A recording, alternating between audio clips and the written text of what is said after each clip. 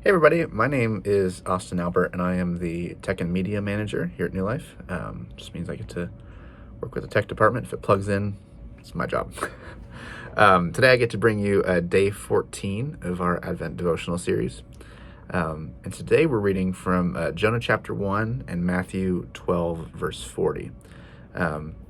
So Jonah, if you don't know, was a prophet who came many years after David and Solomon, who we just talked about on the weekend here, or met rather. And God had a message for Jonah to deliver, but Jonah decided not to obey and ran the other direction. And so we're going to read Jonah chapter 1, and then we're going to kind of talk about in Matthew 12:40, kind of the similarity between the 3 days that Jonah spent in the belly of the great fish to Jesus's 3 days in the tomb. So, Jonah chapter 1, I'm in the ESV version, so you can join me there.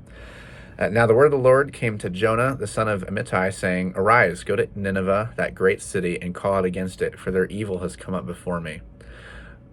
But Jonah rose to flee to Tarshish from the presence of the Lord. He went down to Joppa and found a ship going to Tarshish. So he paid the fare and went down into it to go with them to Tarshish, away from the presence of the Lord. But the Lord hurled a great wind upon the sea, and there was a mighty tempest on the sea, so that the ship threatened to break up. Then the mariners were afraid, and each cried out to his God, and they hurled the cargo that was in the ship into the sea to lighten it for them. But Jonah had gone down into the inner part of the ship and had lain down and was fast asleep. So the captain came and said to him, "What do you mean, you sleeper? Arise, call out to your God. Perhaps the God will give a thought to us that we may not perish." Verse 7, and they said to one another, "Come, let us cast lots so that we may know on whose account this evil has come upon us." So they cast lots, and the lot fell on Jonah. Then they said to him, "Tell us on whose account this evil has come upon us. What is your occupation, and where do you come from? What is your country, and of what people are you?" And he said to them, "I am a Hebrew, and I fear the Lord, the God of heaven, who made the sea and the dry land." Then the men were exceedingly afraid and said to him, "What is this that you have done?" For the men knew that he was fleeing from the presence of the Lord, because he had told them. Verse 11, then they said to him, "What shall we do to you that the sea may quiet down for us?" For the sea grew more and more tempestuous.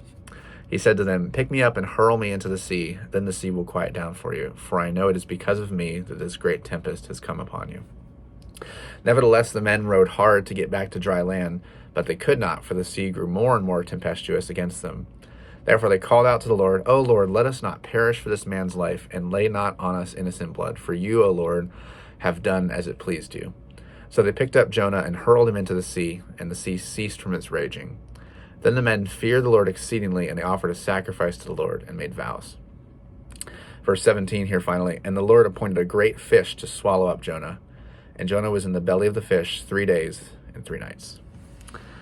And so, if you know the rest of the story, ends up the great fish spits Jonah out on the shore, which seems to be near Nineveh, if I remember correctly. And Jonah goes and does what God told him to do. So if we jump over to Matthew 12:40, this is Jesus talking to the Pharisees. He says, "For just as Jonah was 3 days and 3 nights in the belly of the great fish, so will the Son of Man be 3 days and 3 nights in the heart of the earth." And so it's just interesting, this parallel that Jesus intentionally draws between what's coming for him and what happened to Jonah, hundreds of years before. And kind of the first thing that came to my mind in thinking about this was just as at God's command the great fish spit Jonah out after 3 days and 3 nights, sort of this idea that the earth could not hold Jesus, and it spit him out in a sense after 3 days and 3 nights. Of course, that was God raising him from the dead, but just that parallel kind of stands out to me, that the earth couldn't hold him, and it spit him back out. To your Advent card, you've got a couple of fun questions here. Where do fish live? Do they get big? How big do they get? This was one big fish, wasn't it? When your work is hard, do you ask for help? When you don't like what is happening, do you try to run away from the problem like Jonah did? Do we run when the Lord calls us to something hard? So enjoy this time as a family, as an individual, reading this, and I just pray a great blessing on you in this Advent season. May we turn to the Lord and seek his help when we have great problems or hard things he's asking us to do. As we do that, just remembering Jesus is alive. The earth couldn't hold him, and he won. It's pretty awesome. So have a great day. Bye.